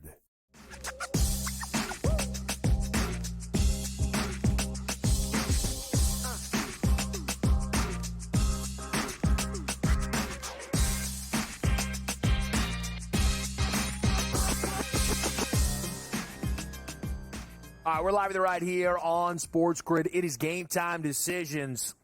We got Dane Martinez with us right here once again on a Thursday. Dane, how we feeling? We're doing good, brother, man. You know, sometimes people think this is the doldrums of the sports calendar, but there is so much to discuss, my friend. It doesn't matter if it's spring training games, the combine. We got PGA leans. We got NBA, NHL. Always ways to win that cash, Kev. Yeah, no doubt about it. And we're going to get into some of Dane's favorite action on the NBA slate, but I want to get to the good stuff while we have a little bit extra time. Dane's going to be here for about the first 15 or so. And the NFL, for me, I'm enjoying it. We got player movement. We got guys doing stuff that, hey, but don't you want to win? Nah, I'll take the 15 extra million. I'll go play where I want, man. Leave me alone. The Stafford situation has been fun to watch it unravel. And I feel that most now, even if people can still agree, hey, look, this doesn't make a lot of sense, Stafford and the Rams, I think, Dane, that relationship is done. Yeah, I agree with you. And here's the thing. I don't think McVay wants it to be done, but I do believe it is done. Like, have you heard McVay talk about it? He's like, I love the guy. He's amazing. I would want him back. But he uses terms like these decisions aren't made in a vacuum. What does that mean? It means the front office doesn't want to pony up. I am with you. I think Stafford is ultimately a goner. And I think here's the thing, Kev. Like, it seems like the league still thinks he has something left because he goes out and gets permission to seek a trade. And all of a sudden, there's organizations like, yeah, we'll pay him. It's all good. You want a first-round pick? You want a second-round pick? No doubt. We're good with that. I don't think he goes to the Giants. I've heard, like, the Raiders and others. He bumped into Tom Brady. I got an organization for you, Kevin. How about the Pittsburgh Steelers, who don't know what they are going to do with vis-a-vis Russell Wilson or Justin Fields, right? And I think we've seen Pittsburgh also be in the market for a wide receiver. What about Stafford and Kupp as a package deal? The Breakfast Club goes over there. And here's one thing I would say, Kev. Matthew Stafford in his entire career has never, ever had a defense in tow like he would in Pittsburgh. I think that could be a very interesting match, my friend. What I think's incredible about this situation, Dane, is we hear so much more about the Raiders or Giants. And usually, someone like myself who thinks the Raiders are in the driver's seat is like, listen, I understand that they're not going to win the Super Bowl, but that's how I think this is going to play out. A team like the Steelers could bring Stafford in and really pitch optimism to fan base and bettors. And it feels like everybody, but a lot of people are like, yeah, but they're not going to do it. Nah, I don't know what they're going to do. But it makes too much sense. It's not going to happen. I want to ask you about, though, if Stafford is gone, whether it's Pittsburgh, Vegas, wherever it might be, Rodgers has become a favorite now to replace him in L.A. For me, that feels even more obvious than the idea of Stafford going. If you are Aaron Rodgers, what a godsend. Like, wait, I actually think I can win here. I didn't think that I thought I was going to be picking from a Tennessee Titans, a Cleveland Browns. Yeah. Like, I got Sean McVay, I got Puka Nacua. I'm going to bring Devontae Adams with me. If Stafford is gone, I feel like I'd be very surprised if Rodgers didn't end up an LA Ram. Yeah, I completely agree with you, Kev. I think if you connect the dots, I do think Stafford is a goner, whether it's, like I said, Vegas, the Giants, I throw out Pittsburgh, what have you, but that does open the door, and I think Aaron Rodgers then becomes the belle of the ball. I think, listen, McVay and Rodgers are both kind of like odd football savants, and I think that could be a very interesting match. You mentioned the idea of Devontae Adams coming over, then you got Puka Nacua. Nacua Matata, it means no worries, my friend, along with Devontae Adams. And yes, as you know also, Kev, Rodgers is a California guy, right? Yeah. So I think it fits, and I think it's a perfect way for him to try to reclaim the career. And quite frankly, he knew when he went to the Jets, a la Tom Brady, a la Peyton Manning, it only works, quote unquote, if you win a Super Bowl. And that's a way that, yes, Aaron Rodgers could in fact do it. I think it's obvious, just like you, Kev. Now, Dana, I want to ask you about the Myles Garrett situation. I feel occasionally when the Myles Garrett stuff happens, there are people who are, and I say this with no disrespect, insulated into the NFL. And they go, but the Browns said they're not trading him. But then there's people who go do NFL and NBA, like myself and Dane, and go, when a star asks out, ask Jimmy Butler what happens. Ask James Harden what happens here. So I'll start kind of at the base level with the Dane. Do you think Myles Garrett is on the Cleveland Browns next year or somewhere else? So here's the thing. The examples you use, like Harden and Jimmy Butler, I do think the NBA and the NFL are a little bit different, right? Because in the NFL, there are some examples of people being like, yeah, go ahead and actually hold out. And people don't necessarily want to lose those game checks, right? Like Le'Veon Bell was one of the last ones to actually do it. So I don't know if he has the, the stones and the fortitude to do it. But here's the thing. If you're Cleveland, right, up there at number 2 overall, then all of a sudden there's Abdul Carter, right there to kind of replenish the tank and get that same kind of position, get that kind of replace the bench of the pass rusher. So I do hear what you're saying. We're in a different era of sports where the players can actually dictate terms a little bit more. But I got to tell you, Kev, I think this is 50-50 because Myles Garrett can say he wants a trade and I can say I want the winning Powerball numbers too. Yeah. It doesn't necessarily mean it's going to happen. This is one that's really intriguing to me. I think it's more like a 50-50 thing. I'm not as sold as it sounds like you are. Yeah, I think that's fair. What feels like the difference, and I could be falling hook, line, and sinker. Look, Dane knows me. Sometimes I'm still very excitable. Is it's not a contract thing based on what he's saying. Like, I want to win. So when AD asks out of New Orleans, he's like, listen, come on. What are we doing here, right? It's like, okay, right? If they could fix this Myles thing with money, then I'm wrong, flatly. Like, then they'll just pay him anything that he wants. If he's being honest, he's like, I cannot keep wasting away here. Like, I just had as good of a season as I've ever had, and I was not even in the Defensive Player of the Year race. He wasn't even in it, Myles Garrett. I think he finished on Pro Football Focus the first or second best player on the year, and he wasn't even in the race, Dane, because he's playing for the Cleveland Browns. Yeah, I agree with you. But again, all the examples you're using are with the NBA. And I heard him also saying the goal is not to go from Cleveland to Canton. The goal is to win a Super Bowl. The question is, will there be another team out there that makes a deal appealing enough to the Browns? I think the Browns are still in the driver's seat here, Kev. I'll use then the most recent NFL example, which is Devontae Adams. When I then had someone tell me, well, the Raiders completely controlled the situation, and then he ended up on the Jets, debuting on a Pat McAfee show. We're going to hit the NBA with Dane next right here. We're live with you on SportsGrid.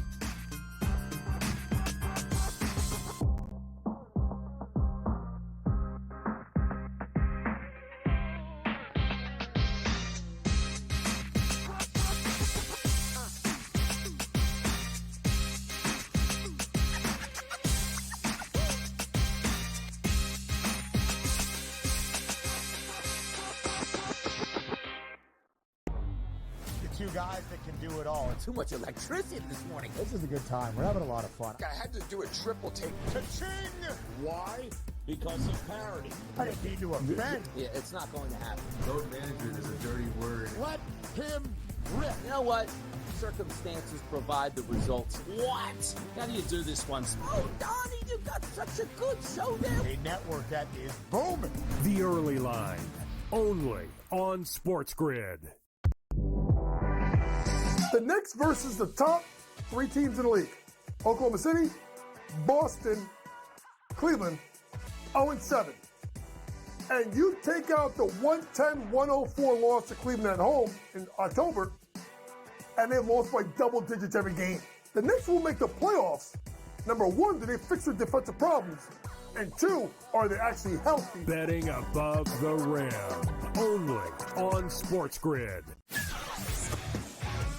You have Duke the 1, Houston the 2. They're the two best defensive teams in the country. I want to see them play for the right to go to the Final Four because I think that would be a kick-ass game.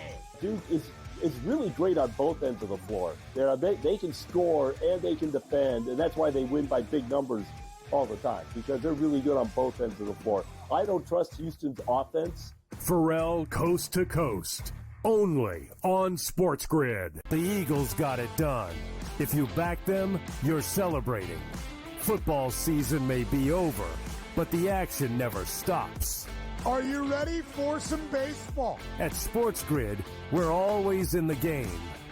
We bring you 24/7 betting insights, expert picks, and real-time analysis. Next big play is already in motion. Are you ready?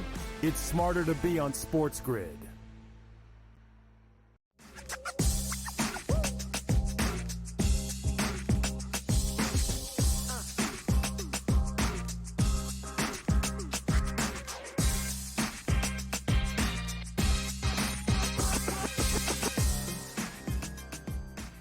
All right, let's get in the mix here. We've got Dane Martinez with us. Let's fly through some of the NBA options. Dane, you're looking out west tonight. Suns, Pels. I laid the 7 with Phoenix. How are you looking to get involved with this game?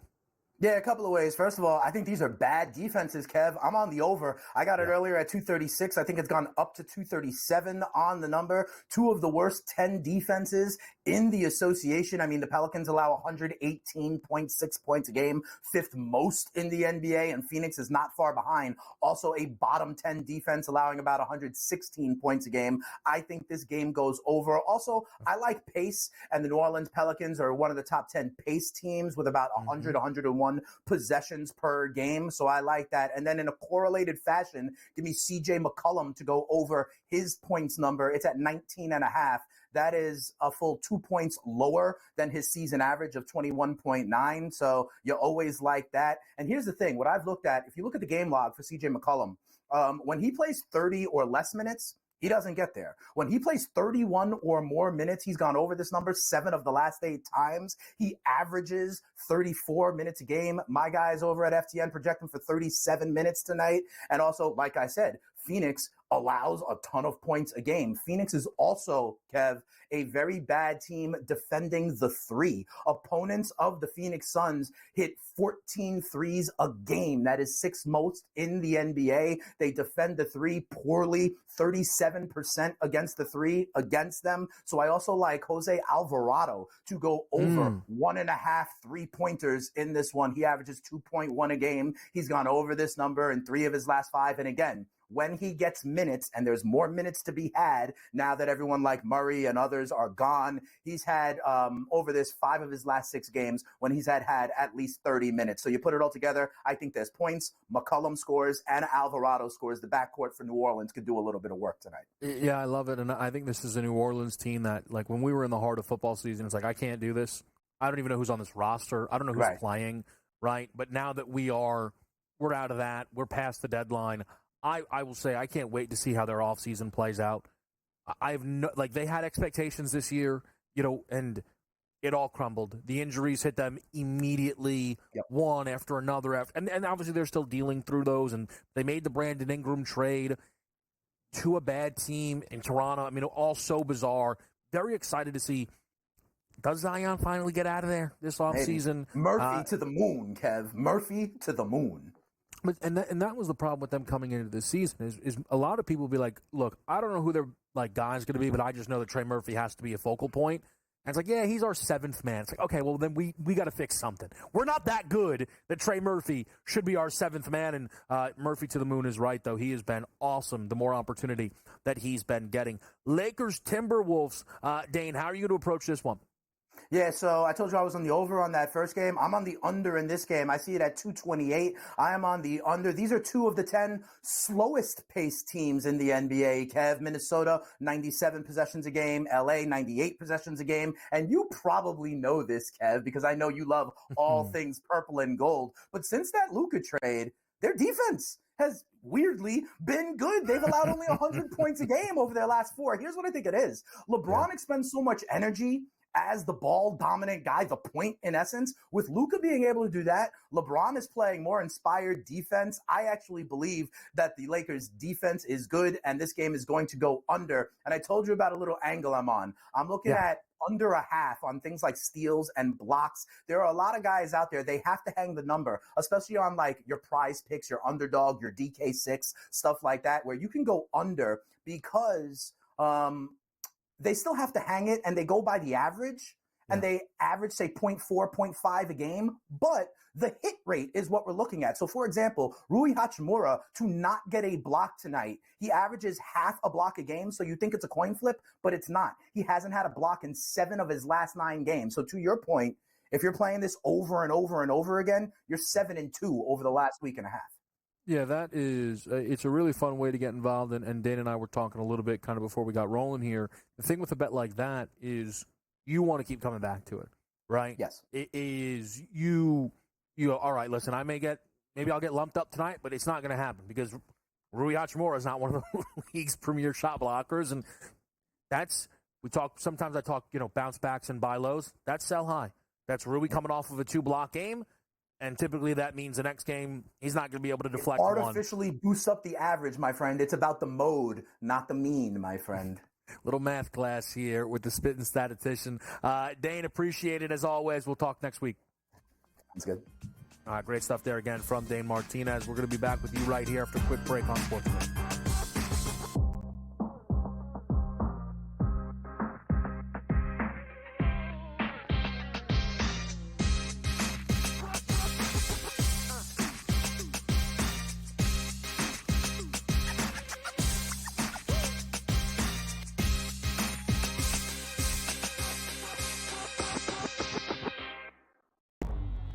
Two guys that can do it all. Too much electricity this morning. This is a good time. We're having a lot of fun. I had to do a triple take. Ka-ching! Why? Because of parity. I didn't mean to offend. Yeah, it's not going to happen. Load management is a dirty word. Let him rip. You know what? Circumstances provide the results. What? How do you do this one? Oh, Donnie, you got such a good show there. A network that is booming. The Early Line, only on SportsGrid. The Knicks versus the top 3 teams in the league. Oklahoma City, Boston, Cleveland, 0-7. And you take out the 110-104 loss to Cleveland at home in October, and they lost by double digits every game. The Knicks will make the playoffs. Number 1, do they fix their defensive problems? And 2, are they actually healthy? Betting above the rim, only on SportsGrid. You have Duke the 1, Houston the 2. They're the 2 best defensive teams in the country. I want to see them play for the right to go to the Final Four because I think that would be a kick-ass game. Duke is really great on both ends of the floor. They can score and they can defend, and that's why they win by big numbers all the time, because they're really good on both ends of the floor. I don't trust Houston's offense. Pharrell coast to coast, only on SportsGrid. The Eagles got it done. If you back them, you're celebrating. Football season may be over, but the action never stops. Are you ready for some baseball? At SportsGrid, we're always in the game. We bring you 24/7 betting insights, expert picks, and real-time analysis. Next big play is already in motion. Are you ready? It's smarter to be on SportsGrid.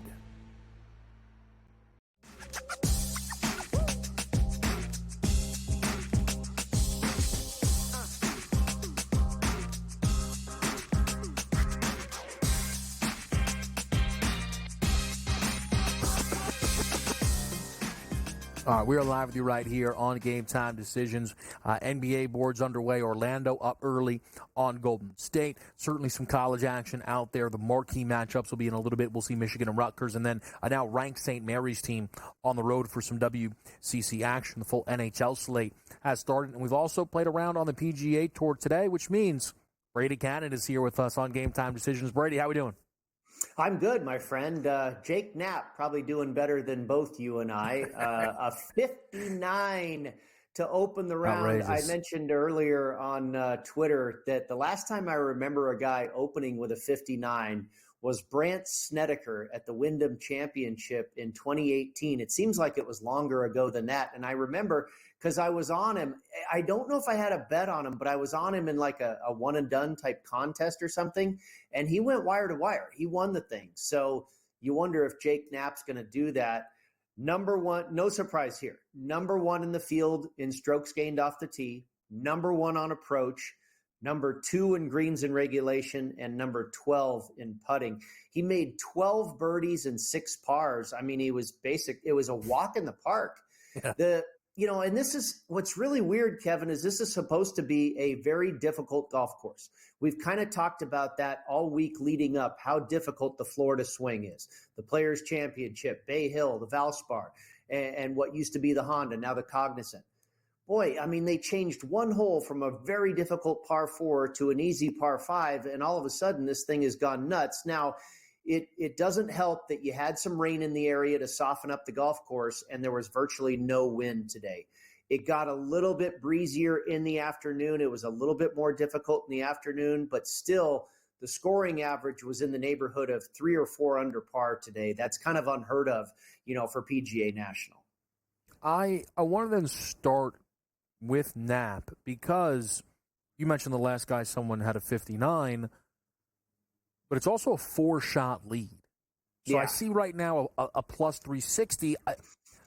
I know no lead is safe, but it's not plus 120, right? I mean, plus 360 with a 4-shot lead, it doesn't feel bad. What do you make of his current pricing in the market?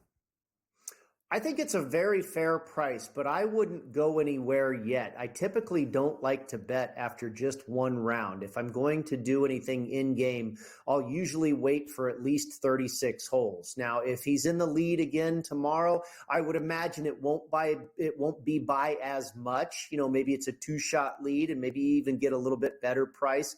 One thing that is interesting, I believe you're going to see a very similar weather pattern on Friday. I think the morning will be incredibly benign, a little bit wet, and I think the scoring will be easier in the morning once again. I don't think it'll be terribly difficult in the afternoon, but more difficult. And of course, Jake Knapp will be playing in the afternoon when those breezes tend to kick up a little bit. We saw guys basically just destroy the 18th hole today in the morning, but in the afternoon, they were having to lay up because the wind was into their face. So, Knapp, and the other thing too, Kevin, think about it. You just shot 59. I mean, what's he going to do tomorrow? He ain't going to shoot 62, I don't think, so I mean, he might shoot 2 under tomorrow, while some guys in the morning could put a charge into this thing. And I mean, it looks like this is going to be a birdie fest because there's really no wind in the forecast. That's always good to be a front runner when you're involved in a birdie fest. But I think this thing's going to tighten up quite a bit before we get to Sunday. Yeah, what's interesting is, and sometimes I try and pull my bounce back and sell high methods into the golf world, and it's not perfect, but it's what I'm more comfortable with. And it's like, all right, well, how many times has he even had consecutive rounds of sub a 70? Right now, listen, I know par changes on every course. What's interesting is the only time it's actually happened was closing out his performances of round 3 and round 4 at the Mexico Open, which is pretty interesting. So he's now on, again, now that course obviously played a little bit differently. The, top of the leaderboard was minus 20, and then we got into a playoff for 20 under, I should say. But, he's obviously playing well, relatively speaking, coming in. Where do we look, though, Brady? How far down the board are we willing to go? I see in this 20-1 range some big names. Ricky Fowler, Shane Lowry, Jordan Spieth is at 25-1. Yeah, I think 5 under is about as deep as you want to go right now. I said that earlier this morning on with Craig on Newswire. Knapp was in the middle of his run to 59 when I was on this morning, and I said, boy, I think if you don't get it to 5, you're almost on the outside looking in already. Pack your bags, and you're going home early. So I think 5 is probably where you want to be at least at this point. And that's not to say -4 and -3 is out of it, because obviously there are some low scores, but I think that's probably the position I would want to be in at least if I was going to make a wager. Now, I actually like the way Jordan Spieth has set himself up. This is the first time he's ever played this tournament. He's 34th off the tee, 40th on approach, 20th in putting, and 9th in greens in regulation. That's very solid. Nothing is really at one far end of the spectrum, and causes for concern that it's going to regress or, come back to the mean. I think it's all really strong, and he shot, and you don't expect him to come back to the pack. Those are just solid numbers that he could actually improve upon. The part I don't like is his number. I don't think 25. I think he should be at least 30 at this point. Now, Fowler is another guy I really like, and I do think you are getting a pretty fair price. He's 3rd off the tee, 5th on approach, and 4th in driving accuracy, and Kevin, 51st in putting. So he was very average in putting. If his putting just gets a little bit better, Ricky's going to be in the mix. If everything else holds up what it should, his ball striking looks tremendous. If the putter gets hot for a minute, he looks really good. Russell Henley is the other guy that I like, that, 15th off the tee, 35th on approach, 1st in greens in regulation, 9th in putting, did everything really well today. Just, he'd be in the lead if it wasn't for Jake Knapp. Right. So Henley and Fowler are a couple of guys I like. Spieth, I like where he's trending, but I just don't love the number. And then another guy, a guy that I'm on pre-tournament, is JJ Spawn. And Spawn's there at 7 under. He's a little bit all over the place with his numbers. He wasn't very accurate off the tee today. Very good on approach, very good with the putter. But I like the fact that he's getting out early in the morning tomorrow. He's one of the few guys at the top of this leaderboard that's going to be out early in the morning on Friday. So I think he could shoot 7 under again, and who knows, be in the lead after 36 holes. I want to now kind of pull back because I want to, and people I think know at this point to listen to Brady when it comes to this stuff. But I think the last time you and I talked was 2 weeks ago, and it was after the opening round of the Genesis. You're like, hey guys, don't give up on a Ludwig. And he only came back and won the whole thing. And it felt like you and I at the very beginning of the tour season were in agreement of like, it's going to be a fascinating year for this kid to see if that promise, if he's ready to live up to it. And man, I feel that is, to me, a number changer. I don't know if the projection is like he and Scotty will be playing at the Arnold Palmer, but this feels like one, and maybe I'm overreacting, Brady, that let's say if his last tournament he was a 14-1, now he's a 12-1, now he's an 11-1 after the win at an event like that. Well, he was 18-1. I think it was for the Masters, the U.S. Open. I think it was basically across the board for the majors. He was 18-1. I've seen him as low as 10-1 now to win the Masters. And I don't want to go there. He's played the tournament once. I mean, I know the guy is that good, but I tell you what, though, full disclosure, Kevin, I did bet him to win the PGA Championship at 18-1. And I'll tell you why. I think a real strong correlation between Quail Hollow, where this year's PGA is, and Torrey Pines, where he has had a magical start to his career. So I went ahead and jumped on him for the PGA at 18-1, but left the other majors alone. Yeah, that is man, that is a big move. What a fun golf season it's going to be. And we'll have Brady Cannon with us the entire way. Brady, enjoy the rest of your night. Enjoy the rest of this golf tournament, and we'll be right back.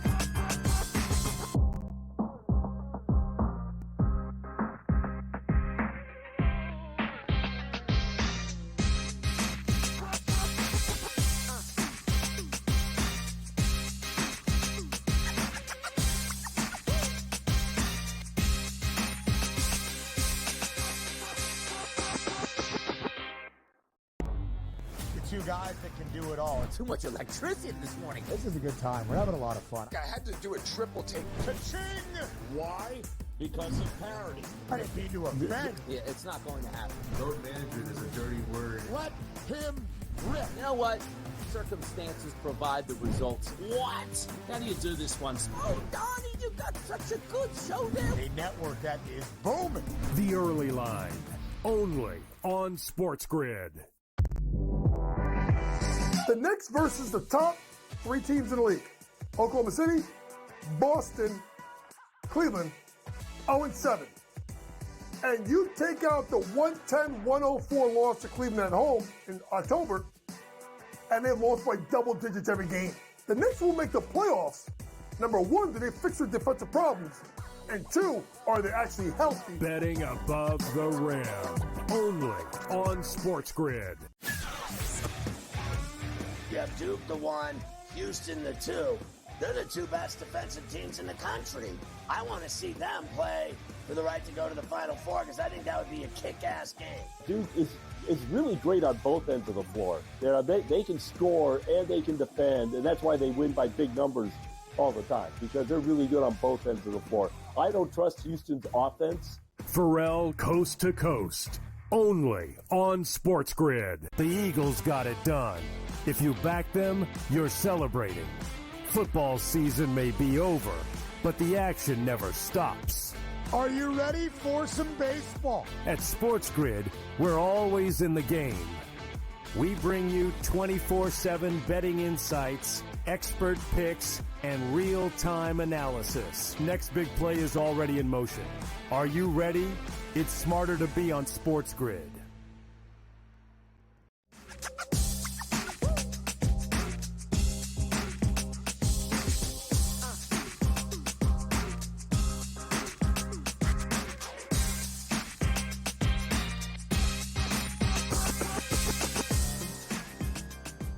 Game time decisions. We are right here with you on SportsGrid.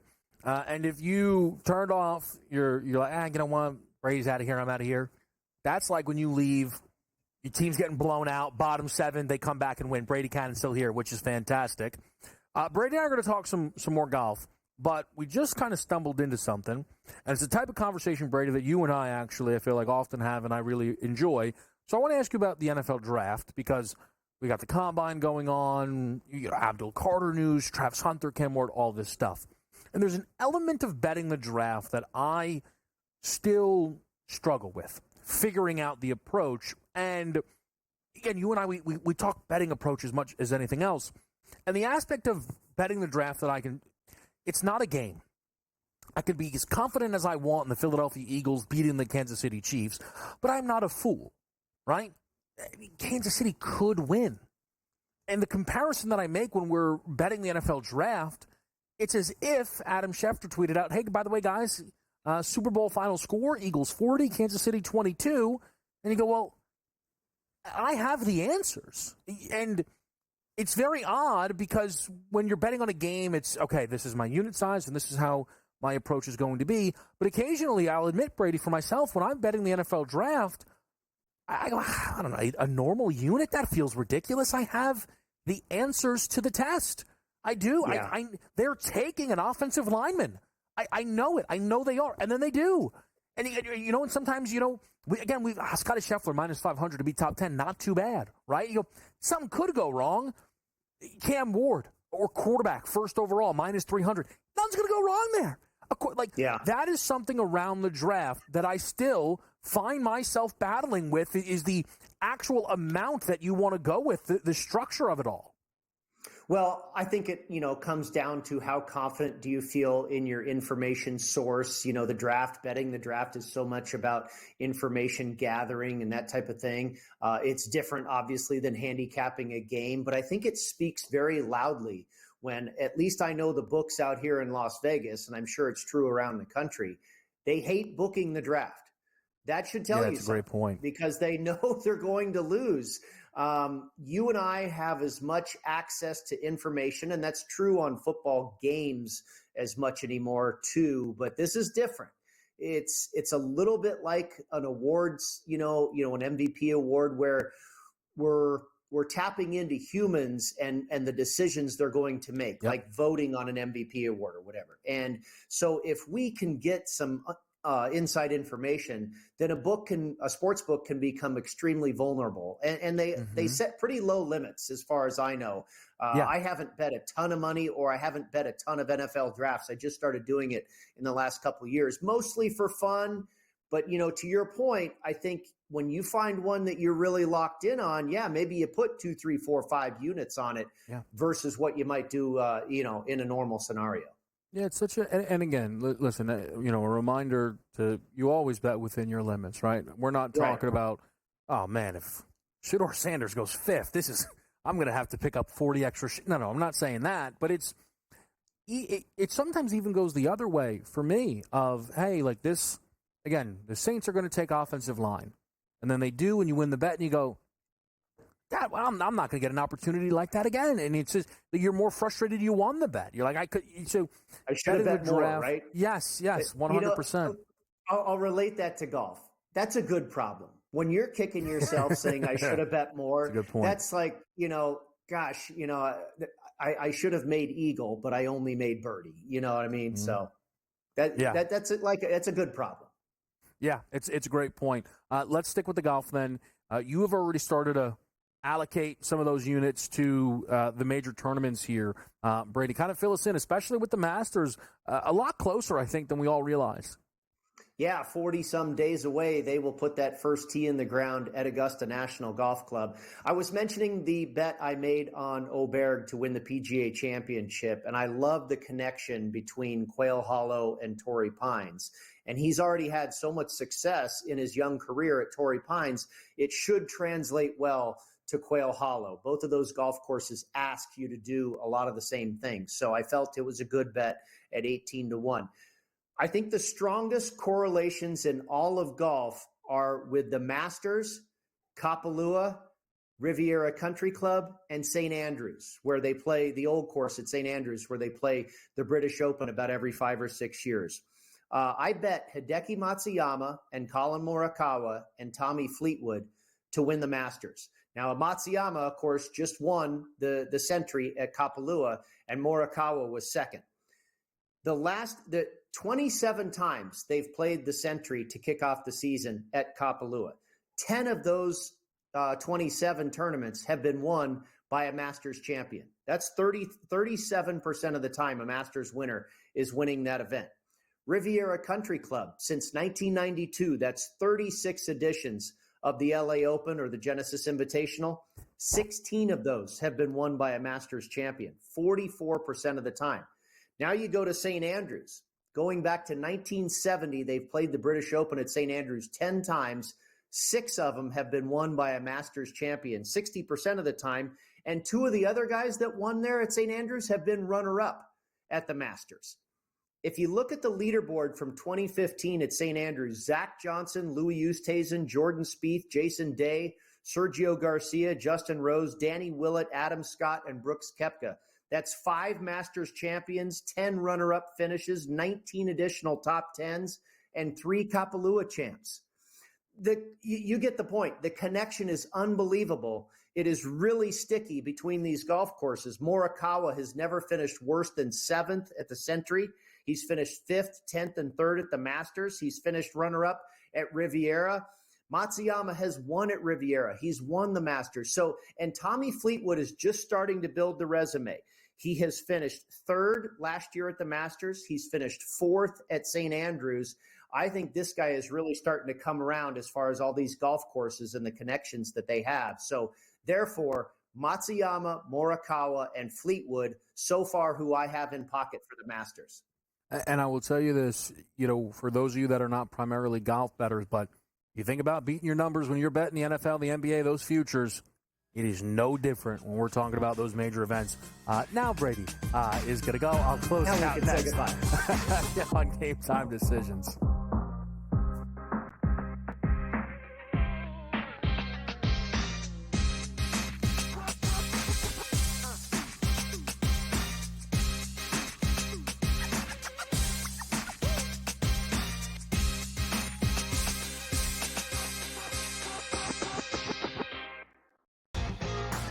Is that kind of helpful when it comes to preparing for a major? Is that you're just like 1 foot in front of you at this point? Ideally come to a place here at Bay Hill where I've had good success in the past. I've only played it the last 21, 2, 3, and 4. But I've played it well, and I really liked it that we're heading there with where I'm at right now. I think it's going to tell me a lot. The Smiley Show, only on SportsGrid. We know the Knicks are talented. They're 37-20. It's not a bad season by any stretch. We're just not beating the upper echelon team. This is the Knicks team right now. They're a very good team. And I'm a Knicks fan. You can't look at there and say, this team can win a championship.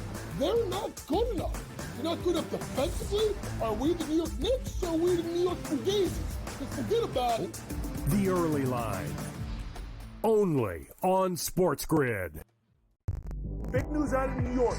Mitchell Robinson cleared for 5-on-5. OG Anunoby cleared for 5-on-5. That's big news for the Knicks as they start to get themselves healthy.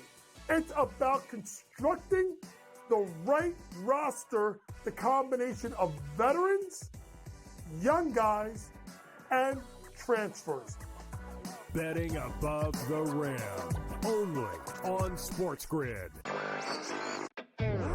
I guess this is the battle for second place in the NBA's MVP. It's been Shai Gilgeous-Alexander. He was like minus 250 a couple months ago. Then last month it was 3-1. I think it's now up to minus 440 here. Voter fatigue is a real thing, but there is a chance for him to maybe go on a hot tear, go on a stretch that maybe opens the conversation back up a little bit. I wouldn't say Shai's completely out of the woods just yet.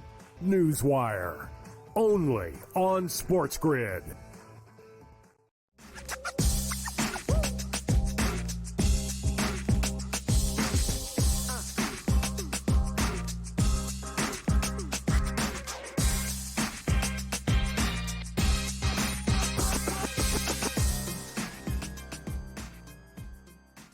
All right, heat it up, baby. Let's close it out with you right here on Sports Grid. Game Time Decisions. Fun night here, honestly. Really appreciate everybody who helped put tonight together, who stopped on by. Tom, Brady, Dane, excellent, as always. And we've got some good stuff coming for you this weekend.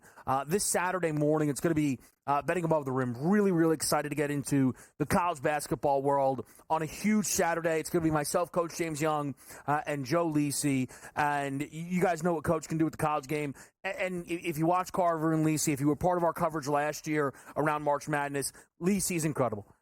He loves getting in the mix. You know he puts the work in, and that's what we're going to do. And we got great games. We've got Kentucky, Auburn, Iowa State, Arizona, and then really the marquee matchup, which is going to be Tennessee and Alabama.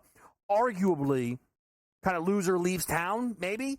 When we talk about that one seed spot, it's possible. It's certainly possible, right? So a lot of great stuff. That is going to be Saturday, 10 a.m. Eastern start time, up until noon. Then the in-game crew will have you. Ranked action starts right away. Clemson's at UVA. Maryland trying to bounce back after the buzzer beater, devastating loss that they took. It'd be impossible to Michigan State last night. It's going to be a lot of fun this Saturday, and we're starting to kind of put all the pieces together for March Madness. You guys know that we always do it big. We always step up. The whole crew will be involved for you guys for what really should be an excellent tournament. You know, and I know some of you are starting to get those futures down. You're starting to, sharpen the edges, Final Four tickets, whatnot. I will say this, and we mentioned it briefly off the top of the show, and then I'm going to button up, get you the card, and then I'll see you on Saturday morning. I am looking at the Cooper Flag Wooden Award price as a potential worth-it item. The timing will be everything.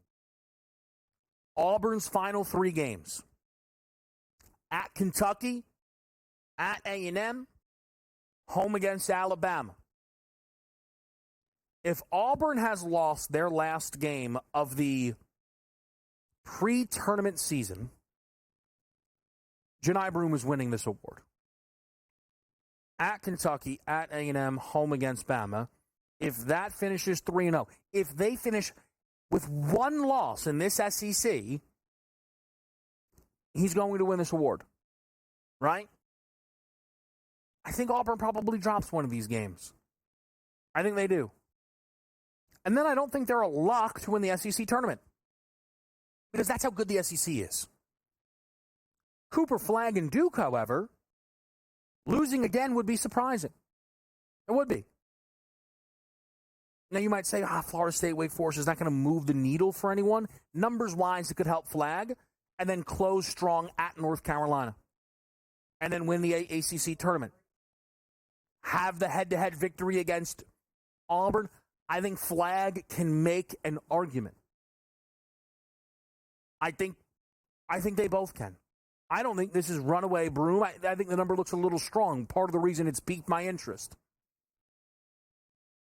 But if Auburn does not lose another game, I mean, my goodness, that would be so incredible. Thinking that they will lose is not a knock. There isn't a team in college. You know how highly I think of this Houston group? I expect a loss here. I do. And if they get through it without one, okay, we'll see. We'll see. But I'm watching that Flag number. Let's put it up tonight. NBA card, 4 games, 2 sides. Suns laying 7. Hornets catching 10. Jokic and Giannis over the 56.5 combined. Lakers, Timberwolves, we're going to go over that 228. I know I'm on opposite sides of Dane in that one. For me, I expect a lot of three-point volume. I expect a lot of small ball. I backed off a Jackson Hayes prop because of it. No Rudy Gobert. Sometimes, you would think, wait, Gobert's out. Interior is going to be weak. Hayes can get there. And he still could. I think the minutes are lower. I think it's more Dorian Finney-Smith. I think it's more corner threes. I think Luka bounces back from beyond the arc within this game. I think Anthony Edwards could bounce back from beyond the arc in this game.